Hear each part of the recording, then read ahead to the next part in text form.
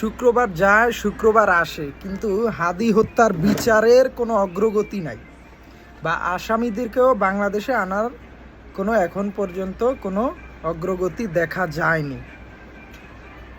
এই হাদিকে হত্যার ঘটনায় 3টা শক্তি জড়িত। বিদেশি শক্তি একটা এবং দেশি শক্তি ছিল 2টা জড়িত। বিদেশি শক্তি একটা কোনটা সেটা আমি নাম বলবো না, তবে বিদেশি কোনো একটা শক্তি জড়িত ছিল, সেটা হোক ভারত, সেটা হোক আমেরিকা, একটা দেশ জড়িত ছিল।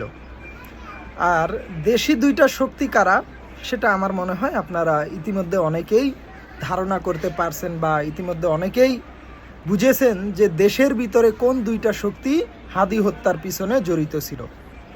এই 2টা শক্তির একটা হচ্ছে, আমি যাকে এই হাদি হত্যার পিছনে যাকে আমি সন্দেহ করি, সেইটা হচ্ছে তৎকালীন সময় যে সরকার ছিল সেই সরকার এই হাদি হত্যার সাথে জড়িত ছিল।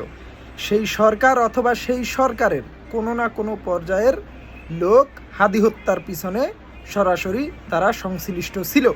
এবং দ্বিতীয় আরেকটা শক্তি হচ্ছে বাংলাদেশের ভিতরেই এখন যারা রাজনীতি করে তাদের একটা দল অথবা সেই দলের বড় বড় মাথারাই হাদি হত্যার পিছনে জড়িত ছিল।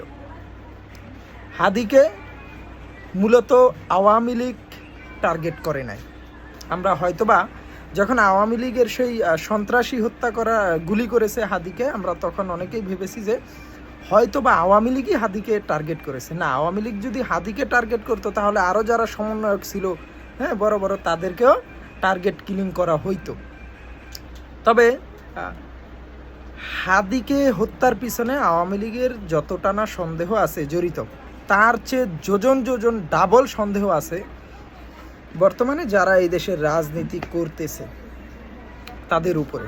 হাদি হত্যার পিছনে এমনও হতে পারে সাধু, আমরা যাকে নিয়ে কল্পনাও করতে পারি না যে হাদি হত্যার পিছনে এরা হয়তোবা জড়িত, কিন্তু বাস্তবিক হত্যা তারাই হয়তোবা হাদি হত্যার পিছনে জড়িত আছে। গত 2-3 দিন আগে কলকাতার যে মমতা বন্দ্যোপাধ্যায়, তিনি যেটা বললেন যে আমি যদি নামগুলো মুখে আনি বাংলাদেশ উত্তাল হয়ে যাবে, তো আমি ধরে নিলাম এটা তার নিজের বক্তব্য। কিন্তু তারপরেও যদি আপনি সার্বিক চিন্তা ভাবনা করেন, হাদিকে যখন হত্যা করা হয় সেই তৎকালীন সময় তৎকালীন যে ইউনূস সরকার, সেই সরকার হাদি হত্যার পেছনে জড়িত ছিল। হাদি হত্যার পিছনে জড়িত ছিল আইনমন্ত্রী, তার জড়িত থাকার সম্ভাবনা থাকতে পারে সেই সময়ের আইনমন্ত্রী যে আসিফ নজরুল, এবং বর্তমানে যারা ক্ষমতায় আছে বাংলাদেশে তারাও জড়িত থাকতে পারে হাদি হত্যায়। এটা না থাকার কোনো কারণ নেই। হাদিকে হত্যায় যে বর্তমান যে সরকার আছে ক্ষমতায় তারাও জড়িত থাকতে পারে, এটা না থাকার কোনো সন্দেহ নাই। আবার আপনি যদি বলেন জামাতও থাকতে পারে, না থাকার কোনো সন্দেহ নাই। তবে আমি যেটা সবচেয়ে জোরালো যেটা সন্দেহ হাদি হত্যায়, সেটা হচ্ছে 1 বিদেশি শক্তি ভারত, তারা জড়িত থাকতে পারে। 2 হচ্ছে বর্তমান এই সরকার যারা ক্ষমতায় আছে, এবং 3 নম্বর শক্তিটা হচ্ছে যে তৎকালীন যে ইউনূস সরকার, সেই সরকারের লোকজন। আরেকটা যদি সন্দেহের কাতারে রাখেন তাহলে আপনি রাখতে পারেন জামাতকে, আওয়ামী লীগও থাকতে পারে। তবে মূল যারা টার্গেট তারা হচ্ছে একটা বিদেশি শক্তি, 2টা দেশি শক্তি।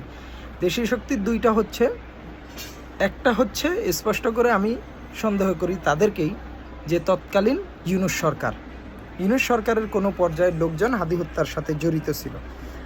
আর এখন যারা ক্ষমতায় আছে তারাও জড়িত থাকতে পারে, হয়তোবা মূল পাশার চালটাই তারা খেলছে হাদিকে হত্যা করে, তারা পিছন থেকে চালটা চালছে, যেটা আমরা জনগণ জানি না যখন প্রকাশ্যে। তবে ইনশাল্লাহ সত্য তো চিরদিন লুকাইতে থাকে না, ইনশাল্লাহ সত্য একদিন প্রকাশিত হবে, এবং যেদিন হাদি হত্যার খুনিদের জনসমক্ষে আনা হবে সেদিন তাদের অবস্থা কী হবে সেটা তারাই ভালো জানে।